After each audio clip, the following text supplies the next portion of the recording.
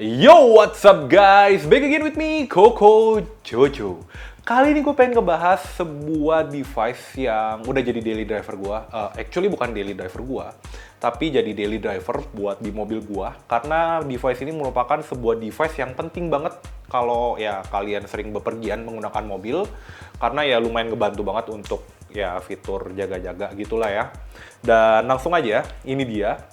70 My Dashcam Pro Plus gitu ya. Ini bisa dicopot, gue copot dulu ya. Nah, jadi 70 My Dashcam Pro Plus. Dan 70 My Dashcam Pro Plus ini modelnya A500 sebenarnya udah discontinue. Cuman kalau misalkan kalian cek di marketplace sekarang, itu yang ada tuh versi upgrade-annya namanya A500S dan nanti bakal gua ceritain lah sedikit perbedaannya antara device ini dengan si A500S itu gitu. Dan untuk link pembelian juga udah gua taruh di kolom deskripsi di bawah. Jadi kalau kalian pengen cek langsung beli device-nya bisa langsung kalian cek di kolom deskripsi di bawah. Tapi itu ya link pembeliannya buat A500S. Dan untuk harga sendiri karena ini udah nggak diproduksi kayaknya ya, karena gue cek di marketplace udah nggak ketemu.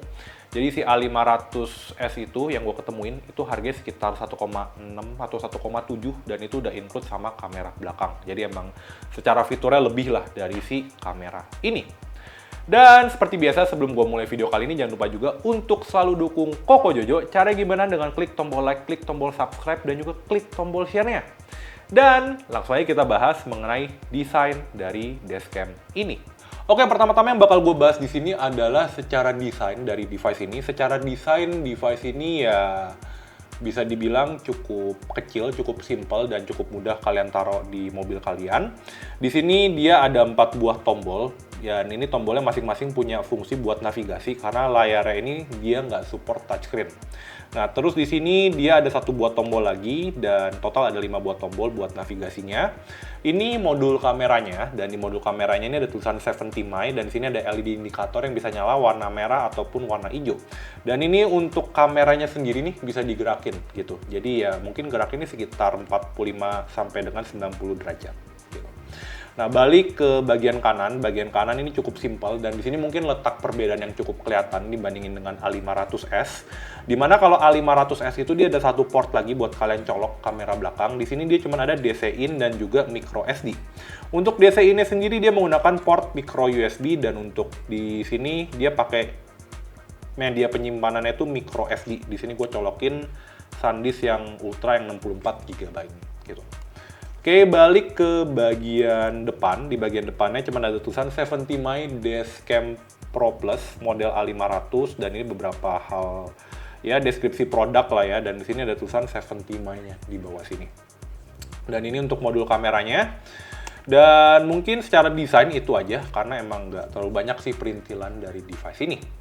Oke, sekarang terus juga menurut gue desain yang lumayan unik. Jadi si dashcam ini lumayan gampang sih buat kalian lepas karena ini nanti plat yang bakal kalian tempel di mobilnya kalian. Dan kalau misalkan kalian pengen lepasin si dashcam ini tinggal nanti ini kan posisinya kayak gini nih. Ini nempel ke kaca mobil, tinggal nanti ditarik ininya dan langsung lepas kameranya. Jadi cukup mudah buat ya kalian lepas pasang si dashcam Pro Plus ini. Oke, sekarang gue bakal lanjut ngebahas mengenai build quality dari dashcam Pro Plus ini. Oke, secara build quality 70 My Dashcam Pro Plus ini menurut gue superb banget sih. Karena ya walaupun bahannya ini kayaknya dari plastik dan gue nggak menemukan bahan metal gitu ya di device ini. Cuman device ini cukup tahan panas gitu. Jadi berapa kali sempat gue parkir mobil gue di tempat yang ya lumayan terik. Dan even gue masuk ke dalam mobilnya itu berasa panas. Dan device ini cukup bisa bertahan dan tetap nge-record terus. Apalagi ini layarnya juga kadang kan masih nyala. Dan ya dia untuk build quality, apalagi untuk masalah heat managementnya device ini mantep banget. Oke, sekarang gue bakal lanjut ngebahas mengenai fitur dari 70 My Dashcam Pro Plus ini.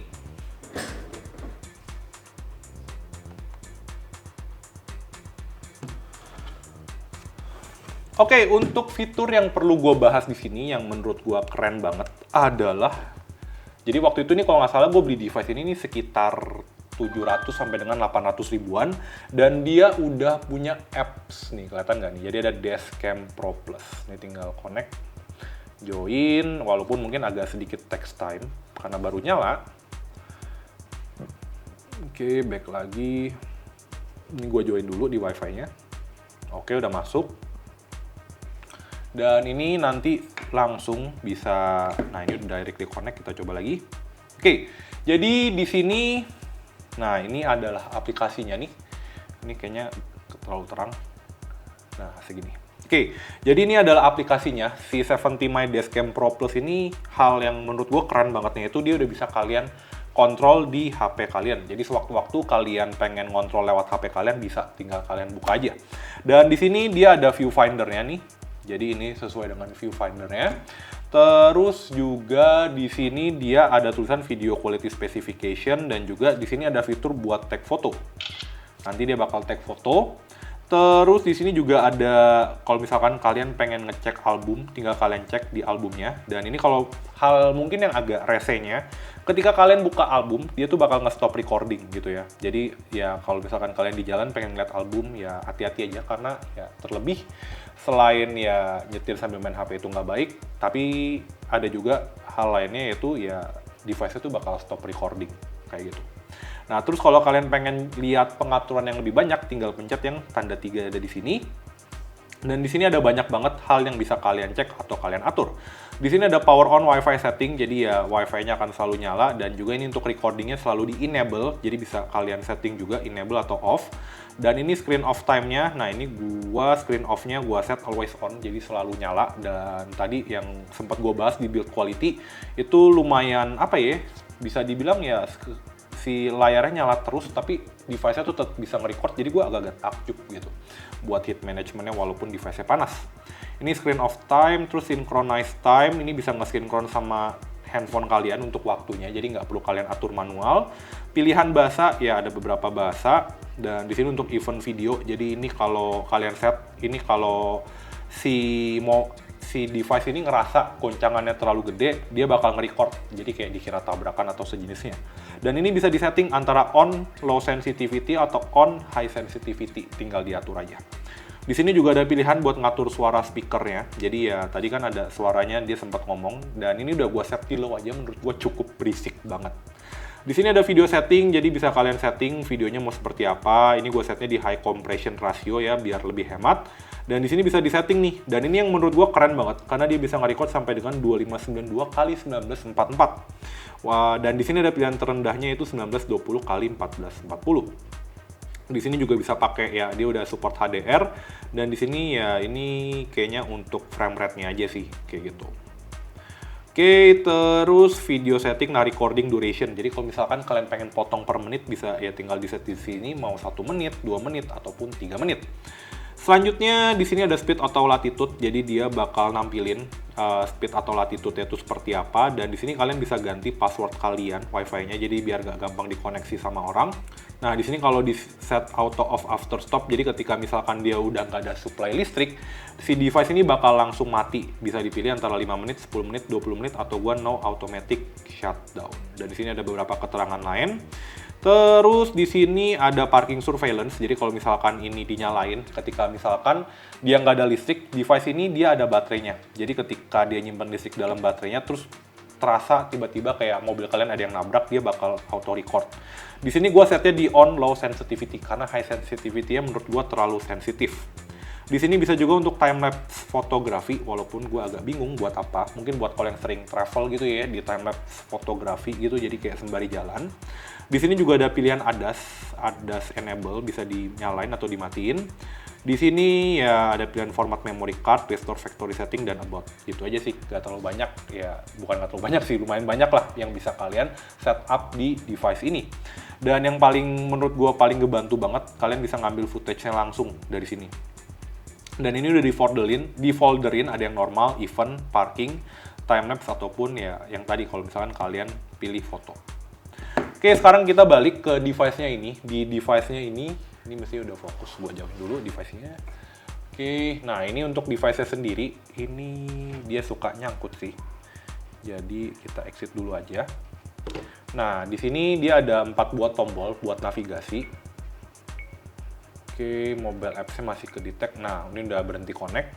Dan di sini untuk 4 tombol ini berfungsi buat ngebantu navigasi karena device ini nggak support touchscreen. Jadi kalian harus memanfaatkan 4 tombol ini Dan satu lagi ini tombol buat matiin layarnya.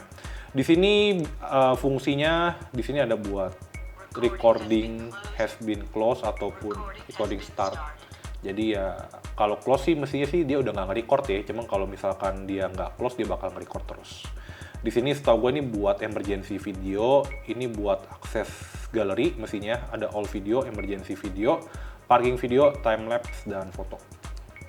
Oke, di sini untuk setting ada pilihan buat video setting, system setting, format SD card, reset factory, download app, system update dan about. Nggak terlalu banyak perintilannya dan ya ini juga emang udah nggak support touchscreen gitu. Terus tadi yang juga udah sempat gue bahas sih sebenarnya hal yang gue suka itu ada di desain, yaitu si kameranya ini bisa kalian otak-atik, jadi bisa kalian sesuaiin dengan angle di kaca mobil kalian. Seperti itu ya. Oke, sekarang gue bakal lanjut ke beberapa hal yang mungkin gue kurang suka dari si 70 mic Dashcam Pro Plus ini. Mulai dari yang pertama, jadi hampir di setiap video recordnya dia akan selalu menampilkan watermark tulisan 70 mic. Dan itu gue sendiri pun juga belum ketemu gimana caranya matiinnya gitu. Mungkin di versi yang lebih barunya bisa dimatiin. Cuman di versi yang A500 biasa ini sayang sekali gue belum menemukan caranya. Mungkin kalau yang udah nemuin caranya bisa tulis di kolom komentar di bawah. Hal kedua yang gue kurang suka dari device ini adalah ya ini sebenarnya udah diperbaikin sih di versi selanjutnya. Jadi si device ini dia tuh belum support buat dicolokin rear kamera. Jadi ya emang di sini slot apa ya colokannya cuma ada 2. Jadi ketika kalian pengen nyolokin kamera belakang ya mau nggak mau kalian harus ganti device-nya. Kayak gitu. Terus hal ketiga yang gue kurang suka, ya emang ini secara layar, menurut gue layarnya lumayan kecil ya. Jadi kalau misalkan kalian pengen manfaatin ini buat spion, ya sayang sekali nggak bisa. Karena emang ukurannya kecil dan emang penggunaan layarnya kayaknya bukan buat kaca spion tengah, kayak gitu. Terus juga fitur yang absen di sini, jadi ya sebenarnya bisa kalian akses ketika kalian pakai apps-nya. Kalian bisa take foto. Cuman kalau misalkan kalian pakai device ini tanpa apps-nya, kalian nggak bisa take foto gitu. Jadi kalian harus akses ponsel kalian. Mungkin ya buat fitur keselamatan biar orang nggak pas di jalan dia mencet-mencet ini mungkin biar untuk menghindari hal tersebut. Cuman ya perlu gue mention kalau itu ya sebagai salah satu kekurangannya gitu. Jadi kalau misalkan kalian pengen take foto pakai device ini di jalan ya kalian harus pakai apps-nya seperti itu.